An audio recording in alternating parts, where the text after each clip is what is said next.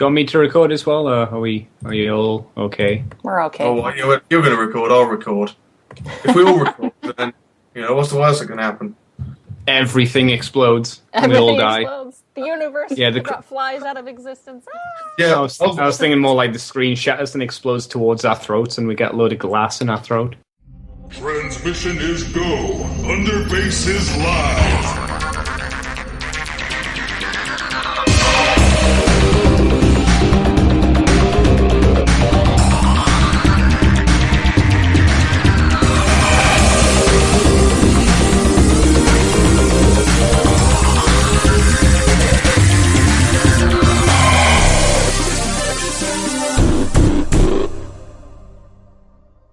So we're back with More Than Meets the Eye. Issue 2 has hit the stores, or will do by the time you hear this anyway. And of course, More Than Meets the Eye brings in just one man, the man they call Andy.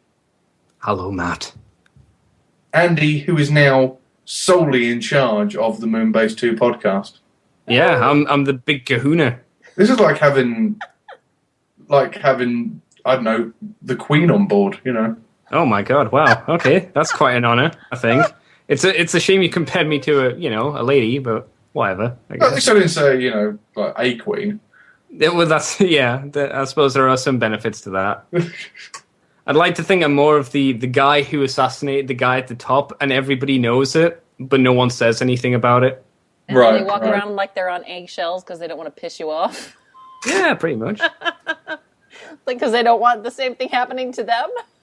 Yeah, because now I've got Mikey, and Mikey's my enforcer. Oh, I'm sorry. Yeah, see, out of all the people on the planet to be afraid of, I'm afraid Mikey just isn't one of them. But Mikey knows how to hide people. He knows where the bodies are.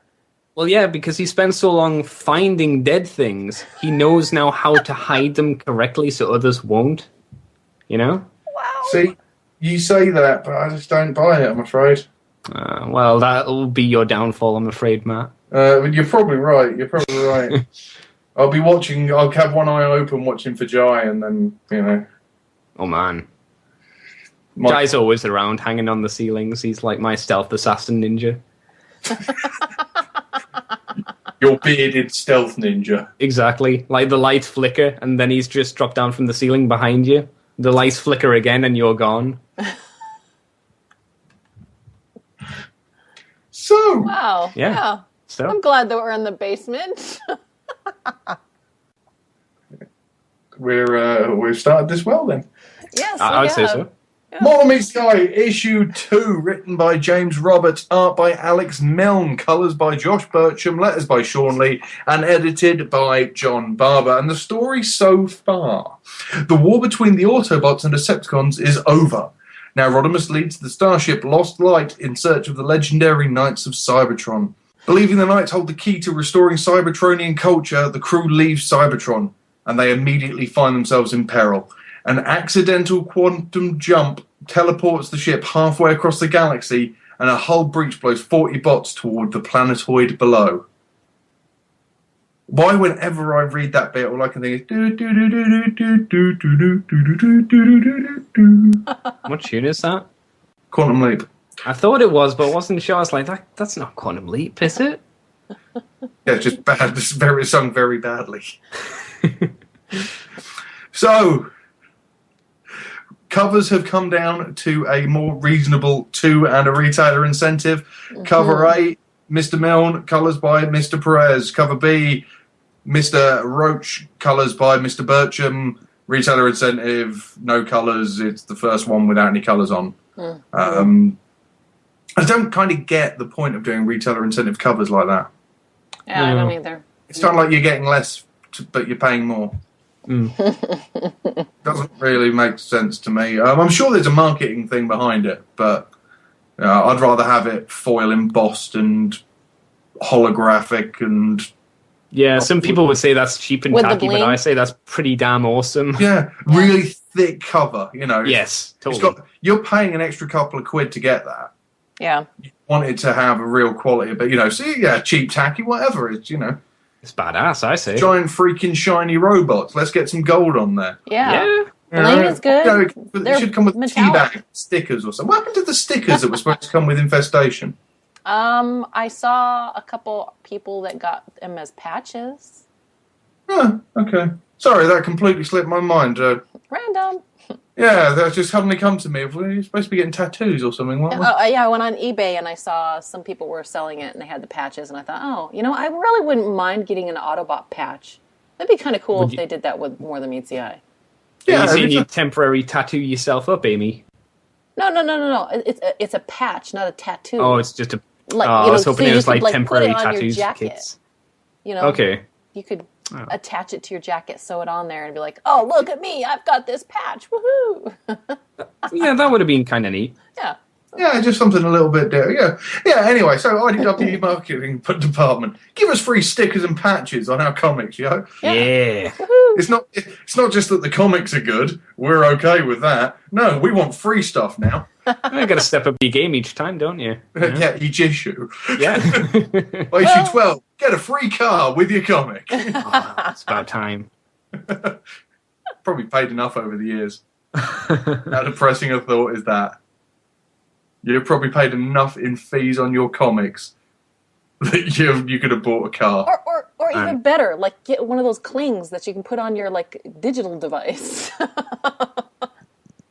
And then instead of a sticker. Anyhow, these are all ideas. Woo-hoo. Yeah. Anyway, so they're free. The covers.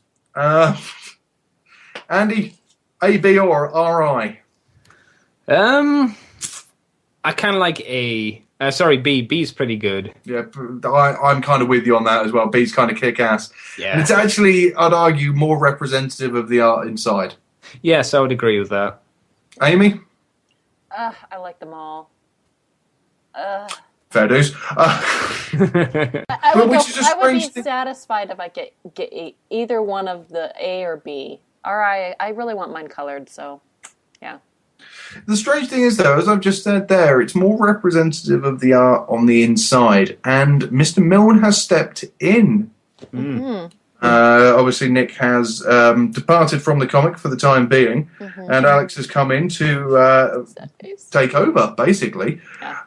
And, well, we'll do it. Shall we do it at the end? Yes, I would say so. We'll cover it at the end, what we think of how the transition has worked. So we kick off with the Lost Light stranded. We see, effectively, a set of two engines missing. And we have Brainstorm. Rodimus, it's me, ship's genius. What? No, not Perceptor. Hi, no, it's Brainstorm, okay? Brainstorm, jeez. And we're starting to get an idea of Brainstorm's character in this opening paragraph. And we basically find out that the quantum generators malfunctioned. This, do we think, has something to do with Prowl? That was what was implied at the end of last issue, that Prowl did something. But basically, we find out that one of the duo bots got too close to the generator and got, as Brainstorm so lovingly puts it, totally mashed into it. Ouch. Who were the Geobots? Like, are they toys? Are they their own creation? Well, they're the Duocons, aren't they? Is that what they are? I thought it was the bot Duocons. versions of Duocon, so it's Shock and Awe. Okay. Which I think is great names for them. But yeah, just Brainstorm's wonderful, wonderful lines through this. James knocking it out the park. I was expecting a call from Perceptor. Well, yes, your beloved Perceptor doesn't want to go on record with his theory until he's run like 1 billion more tests, triple checked his findings, and subjected his hypothesis to rigorous peer review. And I think I might have killed myself by that point. Okay, so tell me what happened. In layman's terms, please. The fewer syllables, the better. Science makes me twitchy. Yeah, too many rules. Then how about just one rule? The first rule of interstellar travel. Never stand next to a quantum generator when it's about to flout the laws of physics. Awesome. Yeah, it's just a little bit. You know, we could tell Brainstorm also clutching his case still. Yeah, that's a good point. You know, that's obviously not wanting to let that go. But it's just these little lines. His lack of sympathy to anything. You know, I can never remember which one it is which, the blue one, or and Rodimus just realised, well, that sounds terrible. Oh, in many respects, it is. Look on the bright side. At least it'll be easy to tell them apart from now on. Like,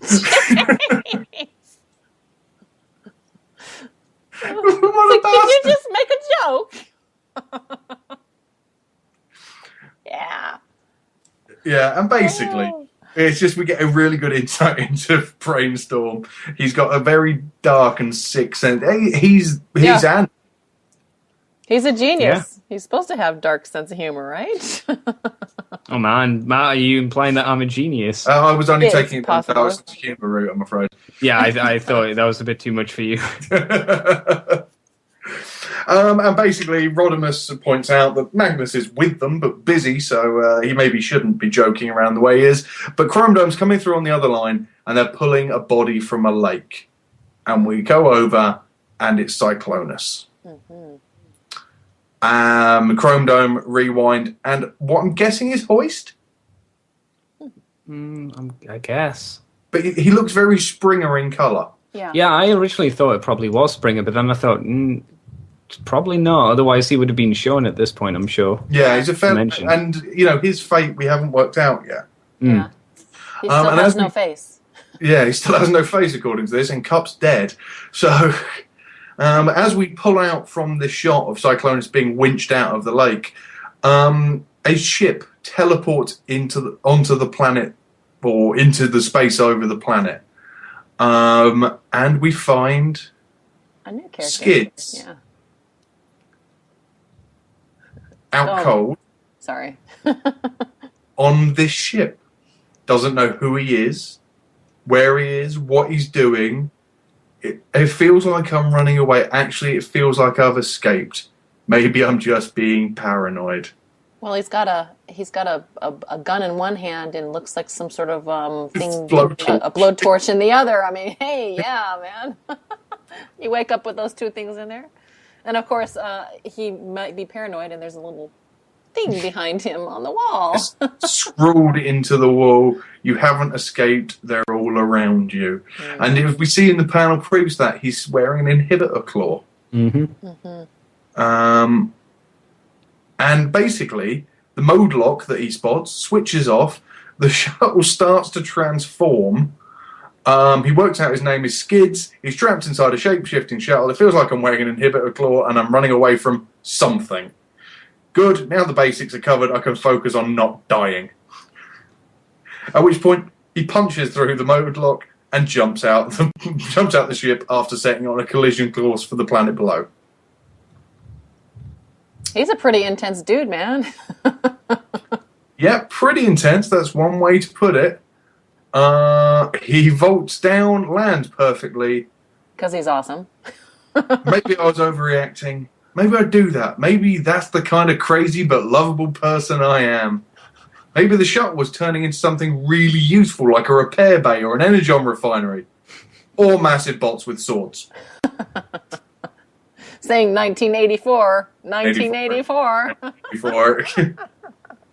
Oh, too funny. Now, my first and pretty much only gripe with this entire comic, he's not a person.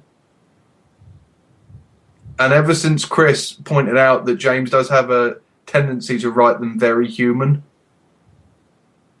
I really noticed things like that. When you say he's not a person, do you mean Skids? Skids, yeah. Right. Maybe that's the kind of lovable, crazy but lovable person I am. I noticed it when maybe I shouldn't have. But instantly distracted by big 1984 bots. What the hell's why are they saying 1984? Andy, what's going on? I don't know, man. Well, I don't know the inside track. Kind of want those. Yeah, they would be really cool for classics. Yeah, and they have no eyes. The third one by the looks of it. That's been trashed when they've landed. But yeah, sort of a triple combiner psychotic bot with swords. Yeah. Nice. So, of course, we don't want to get too much into what's going on in the world of Skids, as we've just been introduced to him. So we go to the Lost Light Medibay. And in the background, we have Whirl, unconscious. We have one of the... what's the word I'm looking for? Well, what does Megatron jump into in Beast Machines? Oh, what's it called? I know what you're talking about. Yeah, one of those drones. Yeah, I think it was just a drone, wasn't it? Yeah, to have a specific name. Diagnostic drone. Yeah. Oh, there you go. Yeah, painted up red and white with a little cross on his head. Yeah. It's awesome. He's a little nurse. It's fantastic. Awesome. Love that. Ratchet is speaking to Rung and explaining that he's very lucky because it's a clean break. And you know that he's noticed that he's never repaired him before. And Rung being just the most lovable. Rung is a fanboy. I'm slowly coming to the conclusion that Rung is every fanboy out there. He collects the toys out of all the arcs, which he's now obviously lost because he got knocked out of his hand when Cyclones crashed into him in issue 1. He's getting repaired, and it's a real privilege to be Ratchet's patient. Mm-hmm. He's just a fawning fanboy. Yeah. He's James. James being his heroes, basically. That's what I get from Ron. And just this lovely, again, just great characterization. Many of my own patients have spoken in awe of your skills as a surgeon, your manual dexterity, your lightness of touch. They say, and I don't mean to embarrass you, they say you can rewire a scraplet without tweezers. They say that when you tend to the sick and the broken, your fingers move as fast as flame, and your hands are as gentle as sunlight on snow. And Ratchet just turned, well, I must say how nice it is for someone to, excuse me for a moment, and hammers his own hand. Sorry, sometimes the old joints need loosening. Oh, that's too funny.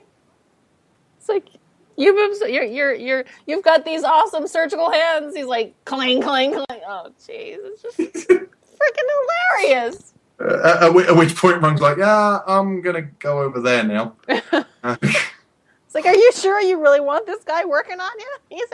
He's using a hammer on his hands to loosen the joints. Yay. And we find that he's already fixed up Tailgate. Yeah. Tailgate's got legs. Yeah. He's finally not half the bot he used to be. Yeah, he's double the bot he used to be. Yeah. And as he's fixing up Rung's arm, he's asked, basically they had to ask, because nobody knows who he is, of course, at this point. Yeah. And they're discussing, and Ratchet's asked Swerve to carbon date him. Which anybody who is a Tech Specs fan, of course, will remember Swerve is the metallurgist of the Autobots. And if you didn't, it is mentioned later on in the comic as well, which is pretty good. It is. Really, why? Because he's an antique. Seriously, open him up and he's all pulleys and levers and pendulums. He should be on display.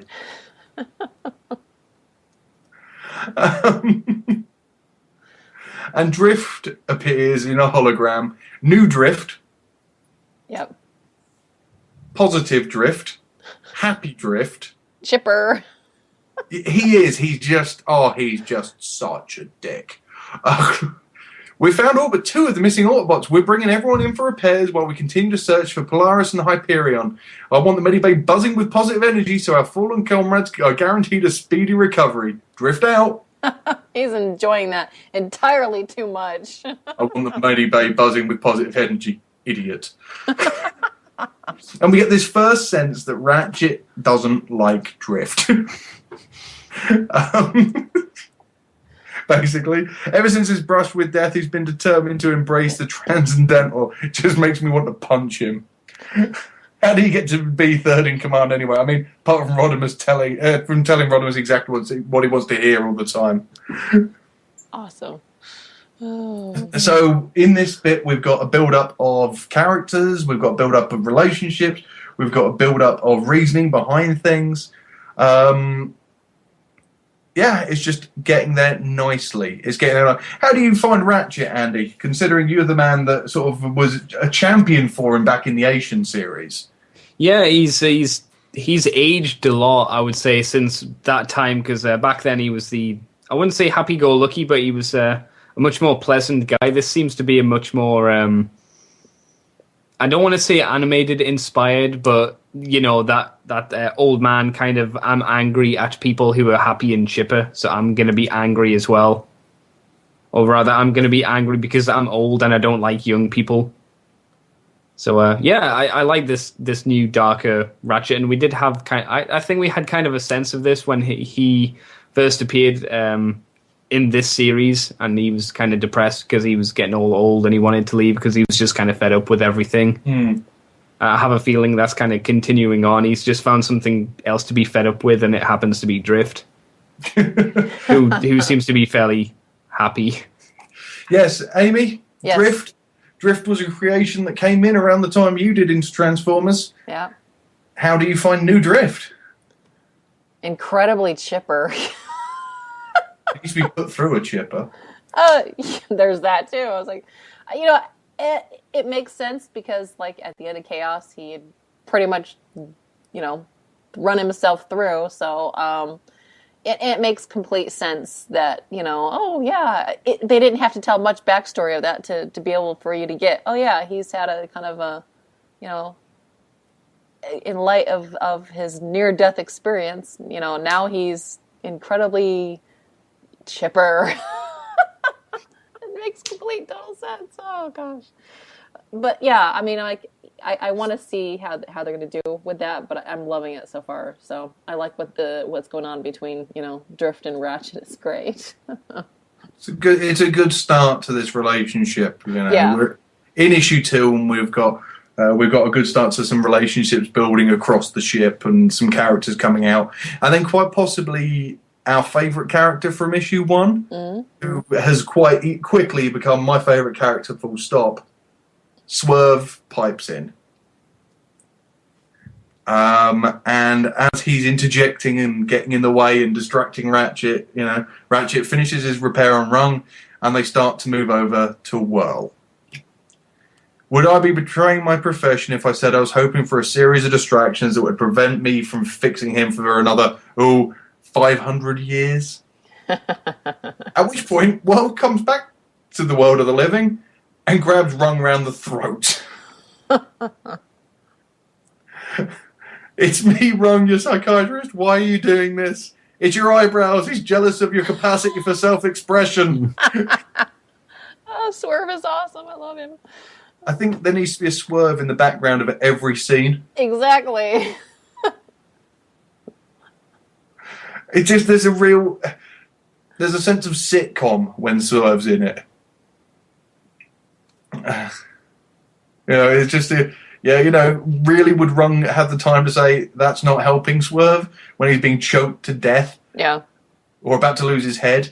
But we find out straight away, again, character development, that Whirl will go back to prison forever this time. So he drops Rung. This is Rung talking to him. Magnus gave you a final warning, remember, after what you did to Springer. Starting to get an inclination of exactly why he left the Wreckers. Yeah, what happened. Though I do feel this is kind of a bluff because they're in the middle of nowhere. True. Yeah. But I imagine they've still got a prison on the Lost Light. Yeah, but I don't know. It, to me, it just felt like, we're going to put you away. And it's like, if you think about it, they can't really contain him. Yeah. Not for a huge amount of time anyway, so... They could just put him off the ship. Whirl doesn't know where he is. Yeah. Yeah, exactly. He's waking up in confusion at this point. Hence why it's a bluff. Yeah. Once he's got his senses about him, rattle the brain a little bit, maybe he'll contain himself a little, or not. So, Whirl stalks off, and Tailgate comes back to the world of the living as well. So I didn't kill him then.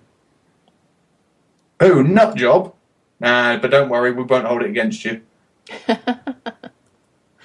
Just going to refer and to that, Whirl from now on as the nut job. Yeah, Whirl is now from forever on to in this book called Nut Job. And we find out that obviously Tailgate was supposed to be on the first arc. We get this lovely, does Nova Prime know I'm on board? Soren Ray had a bit of an accident. Have we reached Benzuli? And then, just as Ratchet's about to explain exactly what's going on, Swerve interjects again. Wait, stop. I'll give you my half my Energon rations forever if you let me tell him. What a bastard. Yeah.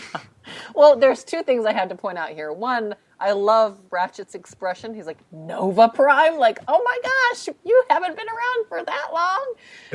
And then the expression of Swerve on his face going, it looks like he's like putting his hands together going, wait, let me do it, please. Glee. It's just glee. My dear Tailgate, you know when you're hooked up to your recharge slab and you're in sleeper mode and you're relying on your chronometer to reactivate you a few hours later? And you know how sometimes the timer doesn't work and you wake up later than expected? And he leans over and whispers in Tailgate's ear. And from outside the lost light, you can hear 6 million years! Lovely detail on the artwork. The engines of the Lost Light now have scaffolding around them. Yeah. Mm. We're moving forward. Yep. So halfway through the book. Well, Almost. actually, we're not quite halfway through the book, but the next scene sort of straddles halfway. Andy. Yes. After the insanity of the end of the last issue, how do you feel this has picked up? The pace is still going at a really good pace, which I'm enjoying, and it's still got a lot of the nice little jokes that you'd expect from James's writing. It's going good, I would say, so far. Do you sort of, are you connecting with characters? Do you find there's good characterization going on, or do you think we're missing opportunities with how many are currently knocking about? No, I think there's definitely a good balance between all of the characters that are being presented and introduced within the issues.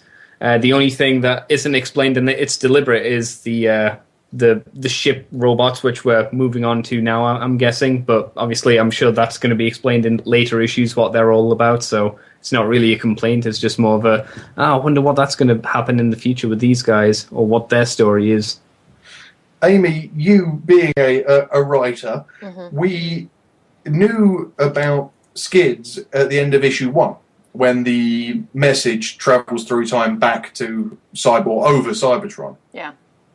And they say, don't pick up Skids. Would you have brought Skids in so early into the series? I mean, we're literally talking, he's in the 4th page. So he's literally 4 pages after they've been told not to bring him in.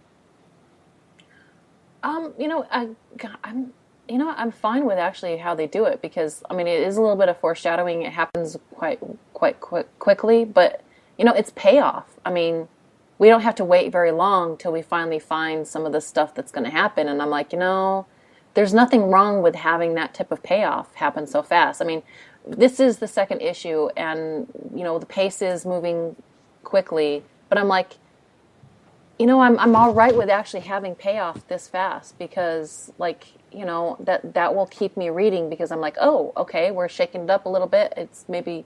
I mean, I kind of felt like, okay, wow, we're already finding out about Skids already, but, he's still kind of establishing what he's going to, create for us. So I'm actually kind of fine with that, because it does give us an opportunity to, we're on a planet where, I mean, quite literally nothing really could be going on, but yet, we have this moment where we get introduced to Skids, and it's building what he's going to play as a character, and I'm like, I'm all right with that, actually. It's quick payoff. I mean, sometimes within the past we've kind of moaned about not getting appropriate payoff and having to wait so long to get payoff.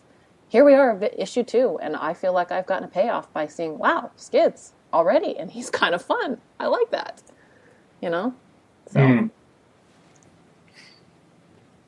We'll go back to Skids. Skids is stood in front of two smouldering, burning corpses. Two giant 1984 robots are advancing upon him. Any theories as to the 1984? Other than the obvious... reference. Yeah, other than the obvious reference. Any theories as to why they'd be saying 1984? Well, if he's running away from something, maybe he was, I don't know, maybe he was some sort of prisoner or something, and that was his designation? I don't know. I'm guessing here, but I'm guessing that that's what it is, because... That's a logical jump, I would say, yeah. That's where I was going with it as well, to be honest. I think it's quite a nice touch to have his memory missing for the most part. And I think they pulled that off really well, because it was all internal dialogue on that one page. And, it makes sense, because he's also got the inhibitor claw thing on his back, so it's like he's escaped. I don't know how it is that he was able to escape. I don't know. We'll find out more information, but it seems like, oh, wow, so... Inhibitor claws do more than just keep you from transforming. They make you lose your memory too. Or something else did that. Or something else could have done that. We don't know what he's undergone to get out, to escape. But anyway, they launch a fireball at him. He dives out the way, grabs Polaris, magnetizes him, launches him at one of the robots. Of course, he then sticks to his chest, picks up Hyperion's gun, shoots Polaris, which blows up, killing one of the 1984 robots. Boom. Big Kind of dark. Yeah. As Skids explains, sorry, Polaris, I don't know what you're doing here, but I'm alive and you're dead, and in my book, that makes you fair game. I just killed your friend with a car. What have you got to say about that, huh? 1984. As the last remaining robot stamps down on Hyperion's corpse. I didn't even notice that the first time around. No, you just see bits of him flying up underneath. It's like, oh, yeah. He's not happy. So, we get the showdown.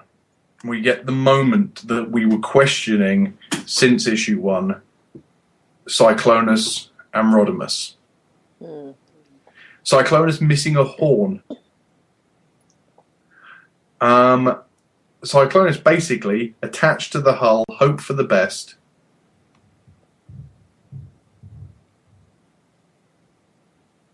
You've got to understand, Cyclonus. Oh, I know where this is going. What you did in Vector Sigma's chamber, the way you turned against Galvatron, you bought us time, you put your life at risk, and your actions, well, I guess in a way, your actions saved everyone. But before your grand gesture, you led the attack on Kimia, you were responsible for the deaths of dozens of Autobots. That's kind of hard to overlook. And Cyclonus basically says he wants to start again. Don't want to be a Decepticon. Certainly don't want to be an Autobot. I want to start again. Cybertron's gone, and something inferior has taken its place. Something better out there. I want to find it. And basically, Rodimus agrees to let him join the crew. Yeah.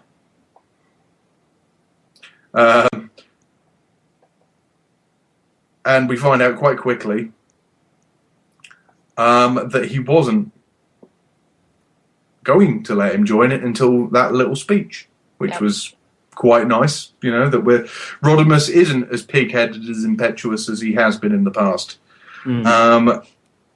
If you let me down, you can save 100 planets, and it won't make a jot of difference. Let me be less obtruse. Screw up, and I will demolish you. As Magnus walks through the door. Oh. I love Ultra Magnus. He's great. That was awesome. It's like, Magnus, screw up and I'm going to kick your ass. It's very much playing on that first cover. Magnus is Batman. Yeah. He's just this moody, sinister, no-nonsense guy, and I'm loving it. That's kind of how he was in his Spotlight as well, all those years ago, wasn't he? Yeah. Yeah. So he's kind of returned to his roots of sorts after all these couple of last 2 or 3 years. Yeah. Mm. I kind of like that, you know, in different situations, like, because I was thinking about that, you know, his character, how I was like, you know what, finally things are back, you know, he doesn't have to mess with anything anymore, he's doing his job, he's like, you know, let's get back to where I want to be, he's doing what he's got to do, so, I just like that, I just like how they're doing it. Well, I mean, I'm hoping that he eventually ends up. The whole Tyrus thing eventually ends up paying off. Yeah, I'm sure that eventually it will. You know, he's still an officer of the Tyrus Accord. He's not officially an Autobot.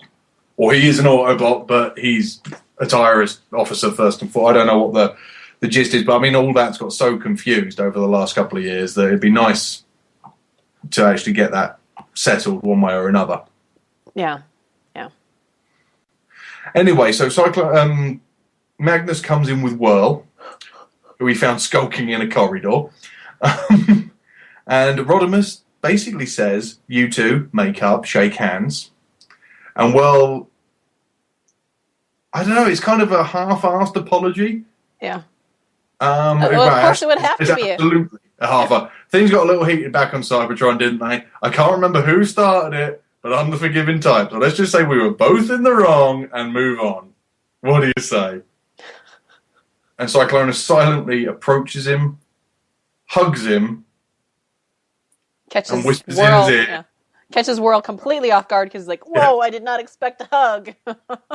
I'm going to kill you.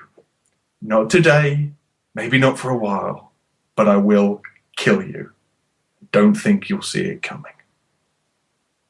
And Cyclonus walks off, leaving Whirl stood there, just all we get is this lovely shot of Whirl's back, just stood there, hands down by his side, like, oh crap. No expression at all. It's great. Without a beat, it's just like, boom, I'm gonna kill you. You won't see it coming. Walk away. Nothing said. It's great. I love it. Andy, is this your Cyclonus yet? I would say so. Yeah, this is a pretty cool Cyclonus. He's getting there, isn't he? Yeah, I definitely enjoyed the hug and the whisper in the ear. It's a really kind of awesome thing to do. I've seen it done before as well, but I can't remember where. But I always like that kind of thing of the surprise hug and whisper. I'm just going to kill you. It's a Godfather type of thing, isn't it? That's it. Yes, yeah. Perfect. You know, it's kind of it's the kiss of death. Yeah. It's just so lovely. It's just the look on Whirl's face. I mean, okay, how do you get a single eye to emote? It does help if you put question marks up around his head. Yeah. But yeah, he does have a look of shock on his single eye. It's quite wonderful. The fact that Alex has kind of stretched it, made it an oval rather than just a sort of a pinprick of light as it is in the first panel on that page. Just lovely done. And that's the end of that scene, and we go to basically Tailgate and Swerve out driving. Driving. Swerve's driving. Tailgate's walking. With his long dancer legs. Yeah, with his slightly effeminate legs. Yeah. After the whole, drop of 6 million years, I think he needed a little bit of air. Go for a walk, blow off some steam, man. It didn't look good back there. Your eyes were fizzing and there was a lot of twitching going on. It was like watching Ultra Magnus resist the urge to tidy his desk. It's those little bits where you go, that's kind of that's a bit too human, but at least it's funny. Yeah. And yeah, basically, Swerve wants to see what's going on with Tailgate's alt mode.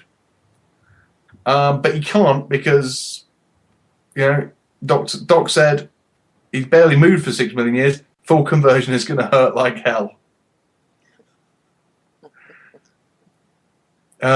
So what do you do anyway? What do those all stand for? Well, it should say bomb disposal. I was with the Primal Vanguard off-world peacekeeping stuff, the usual silly heroics. Tailgate was bomb disposal expert. Yeah. blew his own legs off. Whoops. And then we just this lovely moment, as Andy alluded to earlier. Swerve says he's a metallurgist. A metallurgist, in my day, we called them skin specialists. He's a dermatologist. He's a dermatologist. Yeah. Though, granted, I'd give Tailgate props for knowing what skin is. Yeah. Yeah, it's kind of, yeah. It's slightly, again, it's that slight nod, isn't it? Yeah.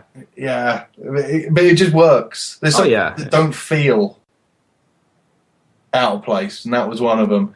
And then we have another little harken back. Tailgate points out what looks like a giant memory stick on the horizon. Rack and Ruin get a mention from Swerve. And yeah, they go up and meet up with Rewind and Chrome Dome. Chrome Dome? Yeah, Chrome Dome. I always get him and Brainstorm confused. And yeah, Brainstorm, basically we find out Brainstorm's found the remains of Hyperion and Polaris. It looks like they were caught up in a piece of the ship when they crashed as Skids falls to the floor. Interrupting them, completely, yes. like, boom. Oh, wow. We thought this was going to be a nice little conversation moment, and boom, Skids. Woohoo, right in your face. Yeah, and yet again, there's Chrome Dome, Rewind, Swerve. This again? I know, what are the chances?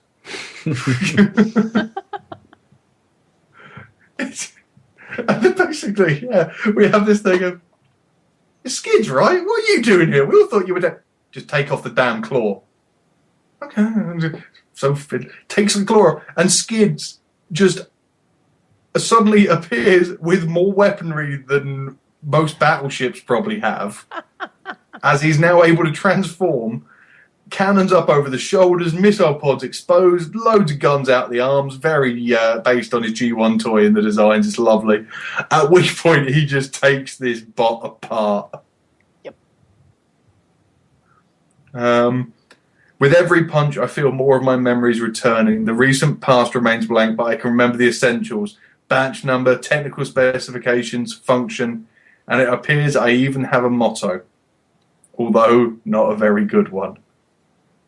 Now, does anybody know what the motto is for Skids? No. Skids' motto back in G1, deep down, we are more like than unlike humans. Do we think it's that? You kind of have to, it's like, well, that doesn't make any sense. I don't know if it makes any sense. Does it make any sense? But yeah, he's right. It's not a very good one. Yeah, I think it is, I think it's just a nod to the fact that he really did have one of the crappiest mottos in G1. He can make a new one. And as the robot, a 1984 robot falls, we have the onlooker. Wow, times like that, it's worth having a camera bolted to your head. Nice moves. Who are you? An ex-wrecker? One of the Warriors Elite? An old pit fighter? I'm a theoretician.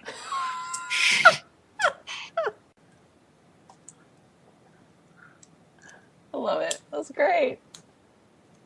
And then I'm a librarian. Sorry. Oh. Yeah, it's just then we have this lovely moment of, why didn't you use your handgun before I removed the claw? You were just holding it. What are you talking about? The gun in your hand, the handgun. Oh, that. I didn't realise that was there. Something wrong with Skids. Not quite there. Something deeply wrong with Skids. And yeah, we basically, they head back to the ship.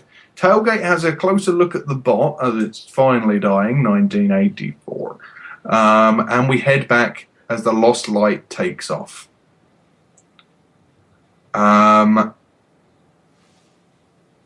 And we have a lovely overview of the characters that are going to be part of the Lost Light. Mm-hmm. Or some of them anyway. And I can pick out, right, starting in the top left-hand corner, Cyclonus, Blaster, Mainframe, Inferno, Blue Streak, Cosmos, somebody who's got his back to us. I'm not 100% sure who it is. Grapple. He looks a bit small for Grapple. Yeah. Well, Cosmos is a bit big for Cosmos. Yeah.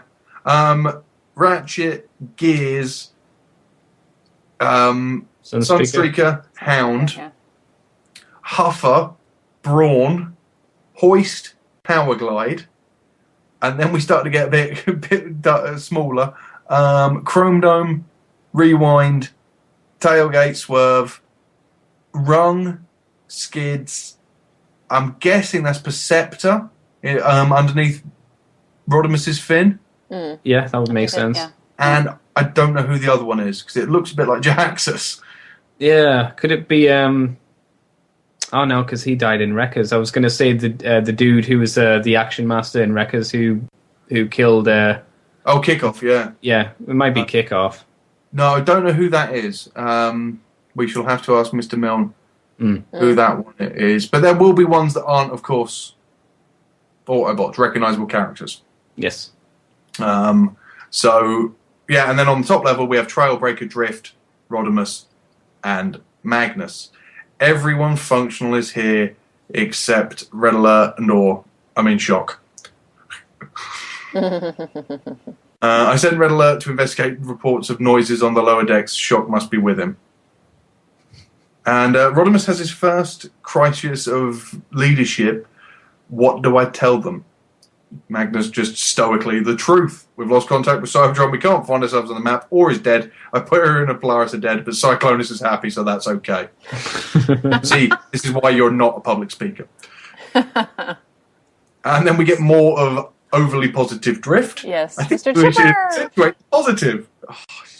We got the quantum generators working again. Big tick. We're ready to resume our quest. Big tick. We've managed to save virtually all of the Autobots who got pulled outside. That's more of a little tick, but it's still a tick.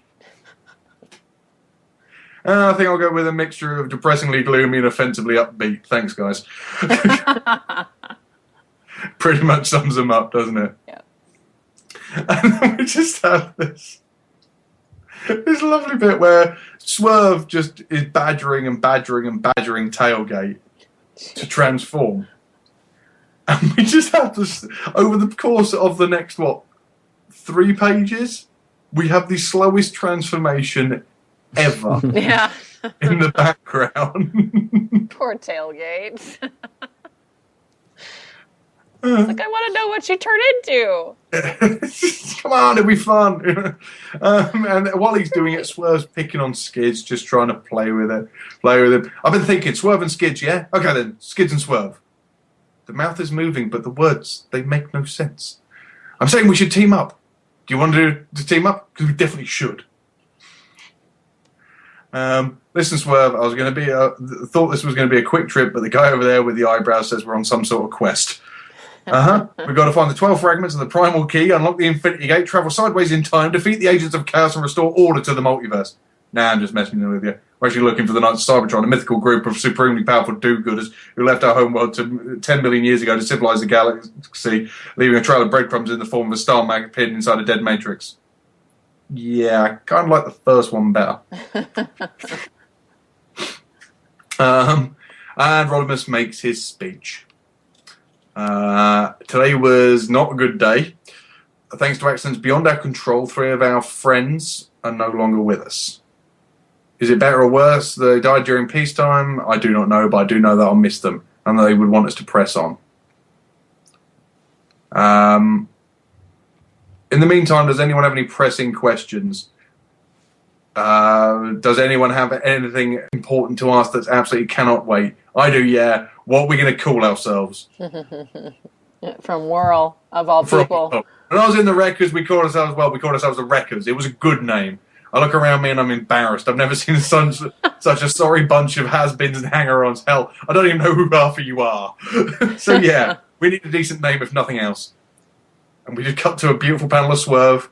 Finger, how about, everyone ready for this? The Crusader Cons. Tailgate's still trying to transform. The Crusader Cons. Yeah, as in Decepticons. Not necessarily. The Crusader Cons. Man, the more you say it, the cooler it sounds. Someone hears that, they're going to think we're Decepticons. What, so it has to have a bot in the end? Yeah, Omnibots, Monsterbots, Duobots. It's kind of an unwritten rule, isn't it? Forget the rules, the war's over. It's time to reclaim the suffix. Why do you just feel that James is airing all his personal grievances towards naming of Transformers and things like that at the end of this issue?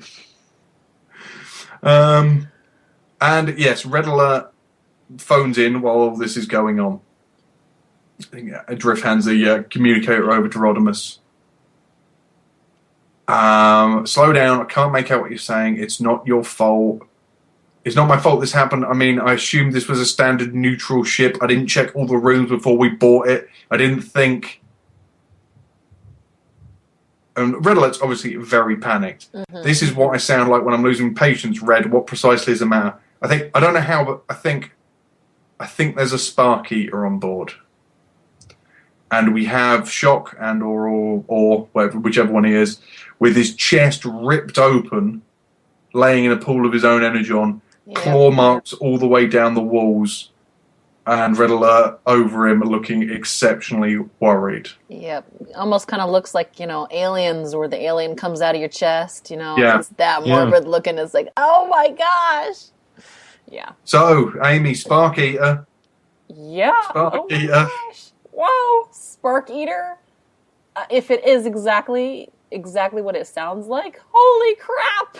Basically, it's someone who walks around eating hearts. Oh, that's really scary. Morbid. Now, the only person who's been mentioned to be a Spark Eater, or the Spark Eater incident, was Roadbuster during Last Stand of the Wreckers. So, who do you think it could be?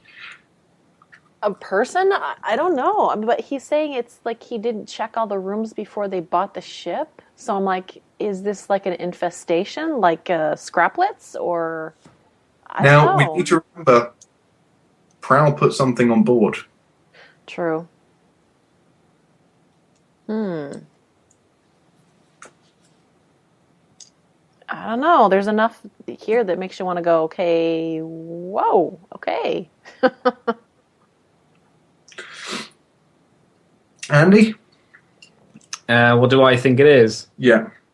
It's definitely a creature. It's not a dude, because Rodimus states that everybody is up there, bar obviously these two. So it's not any of the crew. So it's obviously something on the ship that wasn't discovered, something that's came from the planet and snuck on board, or it's something that Prowl's put on. So yeah, interesting to see what that is. I'm interested to see how it steals people's sparks as well. Because looking at the... Well, looking at the artwork for Shock or the way that the damage is, it looks more like it's being pushed outwards, like you said, Aimee, like from Aliens, rather than pushed in to grab something. Yeah. Well, it's probably come up from behind him and just punched him through the spine. Yeah, perhaps. Fist out the front. Oh wow. Whatever, it's morbid. Whatever it is, it's just like, oh crap, man. No speculation who it could be. Have no idea. You mean what it could be? I'm going with a who. Really? It could be a who. I'm going with Grimlock.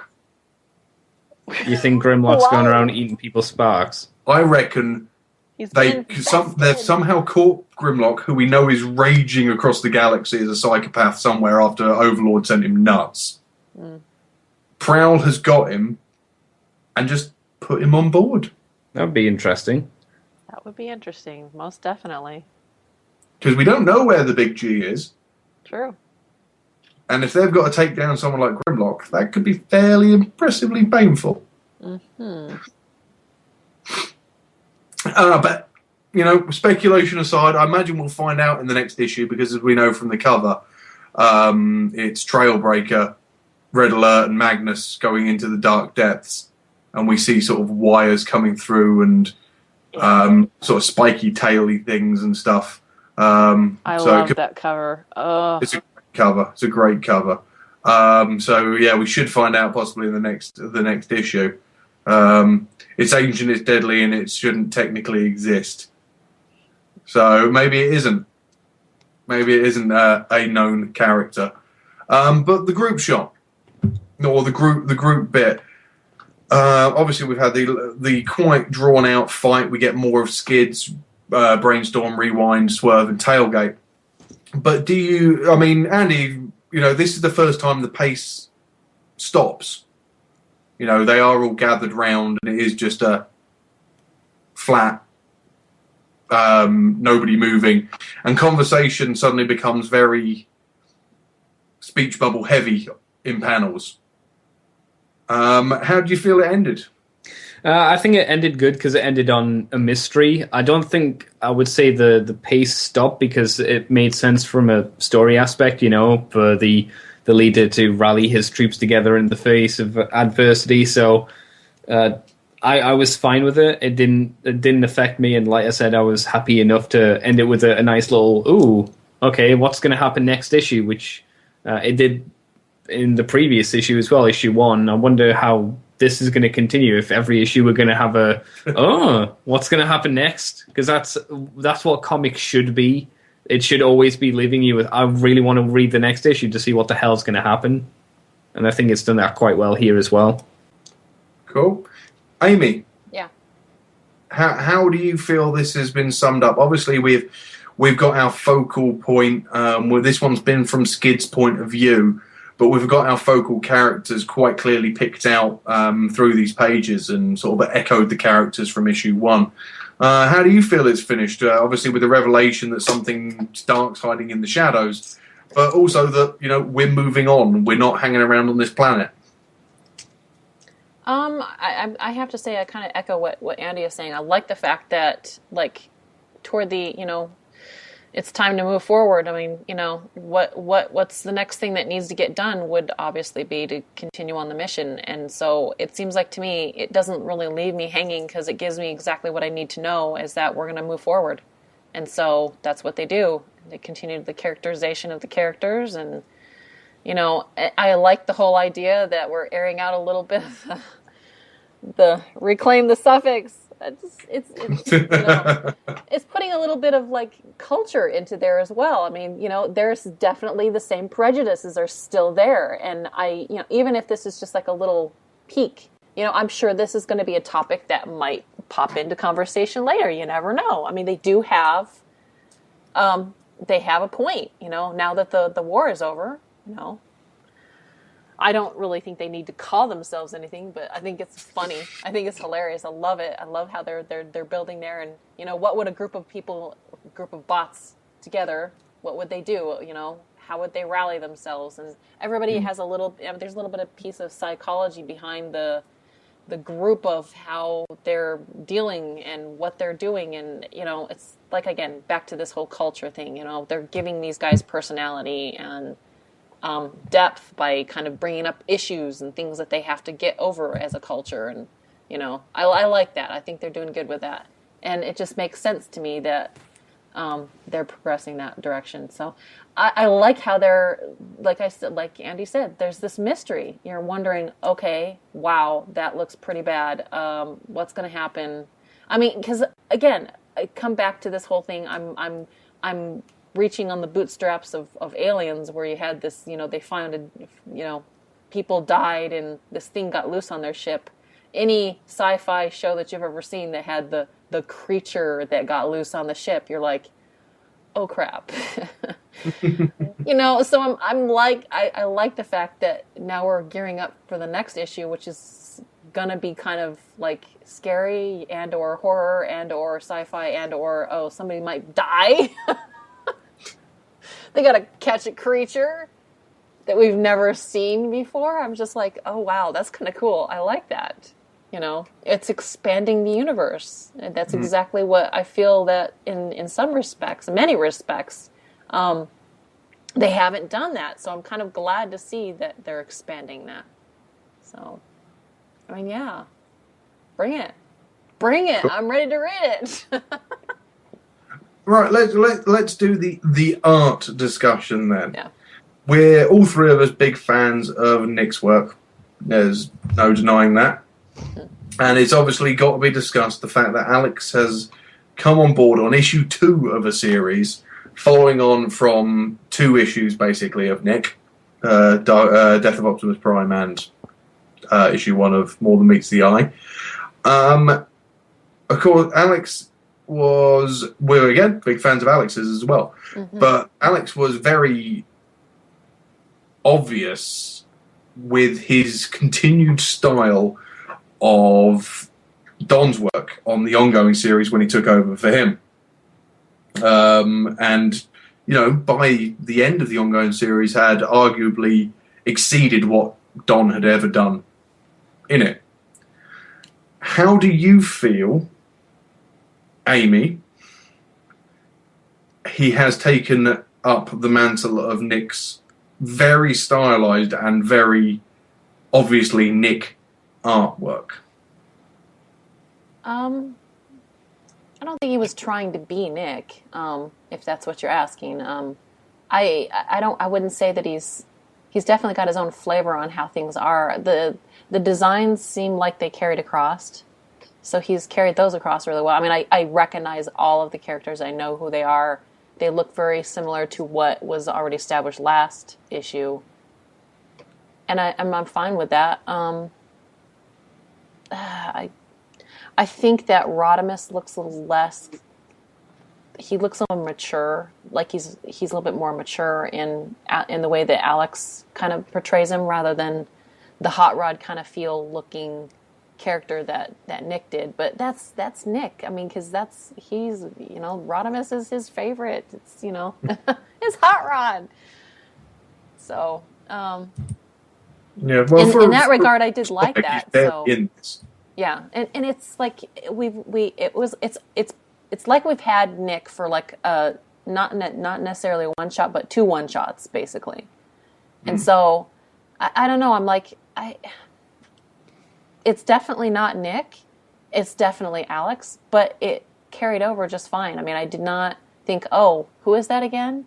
I was like, the same design seems very recognizably what has been established. So, you know, it reads just fine. So, I guess I just didn't notice it. It was like the first page. I mean, I'm looking at them side by side, and I'm like, you know, when you look at it like that, yeah, they look. You can definitely tell one's Nick and one's Alex. But like again, like I said, the designs are so. It's the same design, so that's what they're going for.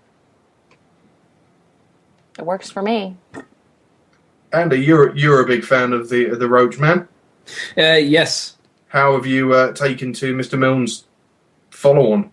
I actually think Alex has fixed a problem which I've been having with Nick's work for a while now, which has been the proportions of the characters being a bit over the top. Alex has pulled that back and yet kept the same nice aesthetic that Nick starts. So it's got the aesthetic I like, but with the correct proportions of all the characters. So Ultra Magnus isn't ridiculously oversized. He's a big guy, but he's not like, wow, this guy is going to have trouble fitting through doors kind of trouble. I don't know. I like this a lot more, I think. I think it works a lot better for me personally, and I like what he's done with Cyclonus. He's added a couple of, like top and bottom teeth, and he's covered up the holes in his cheeks a bit more, which fill him out a bit more and make him look a bit, I don't know, better in my eyes. Generally, yeah. He doesn't look like a scarecrow. Yeah, he doesn't look like he's dead. He looks like he's been fed recently, which is good. You know. And I think it's interesting what he's done with Skids as well, because he's basically kind of made him kind of Tronny, you know, by the fact he's put in these glowy orange lines on him, which is an interesting choice since nobody else seems to have that going for them. So I wonder if that'll play into what has happened to Skids, or if that's just how Skids looks for whatever reason. No, like I say, I think I'm liking this a bit more. Go Alex. Thumbs up, son. Wow. Wow. I mean, I'll be absolutely honest. Looking at this, when I first read it, I didn't realise until about page 4 that it wasn't Nick. Because I just picked it up, read it, and went, oh, that doesn't look like Nick. And then I had to go back and then remembered. I think Josh has done a wonderful job on continuing the colours in the way that he was for Nick's work. So, you know, in that sense, we've got a very similar finish to the work. But I think, again, Alex has done a wonderful job of picking up the mantle and what Nick started and being true to that while, as you say, Aimee, bringing in his own flavour to it. Yeah. But being true to it, I think, was absolutely key. If he'd have gone down his own route, then it would have been very noticeable.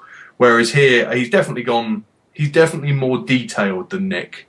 As you say, Cyclonus, especially the image of Cyclonus with his arms crossed looking out the window as Rodimus comes in, with all the detail in his hands and arms, significantly more than Nick would do in his work. But it still maintains a lot of the expression to the characters, to the movements, to the, to whirl, especially the fact that you can emote through that. Skids has got some great facial expressions as well. I'm also very pleased with how the handovers happened without a hitch at all. I also want to point out the mode lock on page 4, or starts on page 4, is a big glowing on button. Mm-hmm. Yeah. And when it goes to off, it's a big glowing off button. See, on a spaceship, I don't have a problem with that. On a computer terminal, when it's surrounded by yellow and black tape, I have a problem with it. But yeah, it's little things. The lovely panel when Skids lands from the shuttle, flips, spins in midair, and sort of comes down. Is the little motion lines. I do like a motion line every now and again and that sort of thing. So, I am thoroughly on board with it. Very pleased with how it's worked out. It could have gone horribly wrong very quickly, but Alex has done a fantastic job, and Josh has done another good job of complimenting him as well. Yeah, totally. So, Aimee, sum yourself up and give us your final score. Oh, I don't know if I can actually sum up how I like it. I love the comedy. I love the character development. I love the pace. I like where we're going. Everything just seems so smart. I feel like I'm not worried about anything. I'm just enjoying the story. It's not interfering with my, what I expect at this point, I have no expectations because I'm like, I just want to enjoy it. It's kind of nice to be able to sit back and just say, I'm enjoying this. I like it. I know that if I pick it up, it's going to make me smile. It's going to make me laugh. I'm going to giggle. I'm going to notice different things in the panel that I didn't notice the first time round. And I have a couple of times. I'm like, oh yeah, there's like the whole Skids. He's got a blowtorch in his hand. He wrote that message to himself. I'm like going, oh, So I'm like, hey, just little things like that. And how you noticed about the on and off button. It makes sense because it's like integrated into the panel of the computer terminal in front of, and the ship in front of Skid. So it's just, I'm just little details. There's little things in here that I really, really like. It's not enough that, I didn't miss parts of the story if I didn't see it. It's just like rediscovering little bits that I didn't see before, I'm fine with this. This is great. I look forward to the next issue. It's really making me want to come back. So I'm going to give it a 5 just because I love it. It's great. I know that, I'm not even going to explain myself. I'm giving it a 5 because I enjoy it and I want to read more of it. And I want other people to go read it too. Andy? Aimee covered it pretty well. Very good comic as usual. It's got its comedy moments, which is it's good to throw in there every now and again. Great artwork, great time with the characters. An interesting plot is developing, and we're getting tidbits from here and there from what we saw in at the end of issue 1. I haven't had my oh fuck yeah moment, but I've got a feeling that will be coming down the line, so I'll give this a 4. Excellent. I am going to have to carry on my overpraise of everything and give it a good 5 because I think this is a great continuation on from issue 1. Great character development, great artwork, great colours, great pace to the story, some lovely comedy moments. Any comic that makes me laugh out loud is always up there. Yeah. This is damn good stuff. Never underestimate the power of a laugh. Yeah, very Worth it. true. Very true. And also the fact that we get a character analysis page at the end of the book as well. There's just little moments in this where we get our 13 main characters. Just things like brainstorm, engineer, prolific murderer. It's like, really? Wow. Warrior, practicing troublemaker, ex-wrecker, twice voted Autobot most likely to defect, best avoid. Swerve, metallurgist, good friend to all, best friend to none, weapon of choice to the mouth. Sounds like a Prowl report. Yeah, it is. That's what this kind of does feel like. Prowl sort of thing. Hot Rod, commander of the Lost Light Autobots, one times Matrix holder, brave, charismatic, reckless, easily bored. Straight to the point, though, because he did say science makes him twitchy. Ultra Magnus, second in command, duly appointed enforcer of the Tyrus Accord, takes job and everything else extremely seriously. Smiled once and regretted it ever since. Sorry.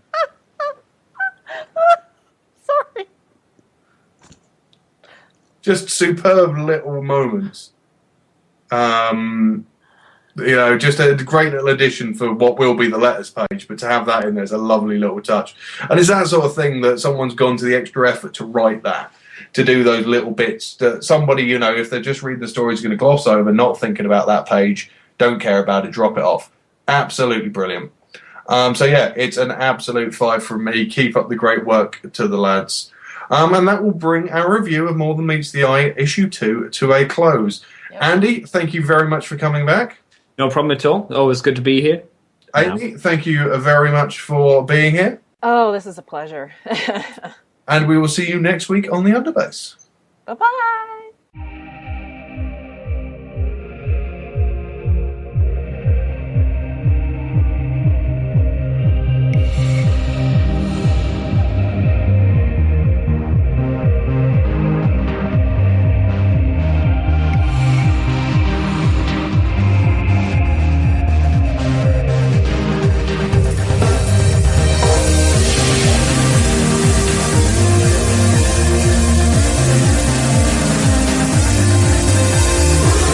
Underbase complete.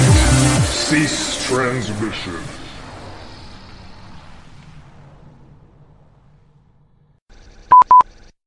Now, does anybody know what the motto is for Skids? No. Oh, I'm going to have to wiki it. Come on, Matt. I thought you would know, I Matt. thought you were going to say it. That's all right. I'll make it seamless. You can edit this together, though. I'll make it seamless. I'll make it sound like you're the man that knows everything. What's his motto? Oh, I'm quite happy to credit the wiki. Wiki search. Yeah, it's kind of rubbish.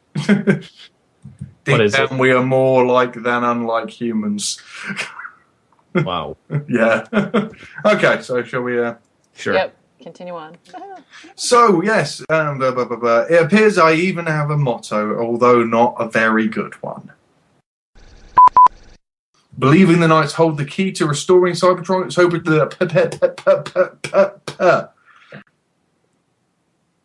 Editing. Thank you.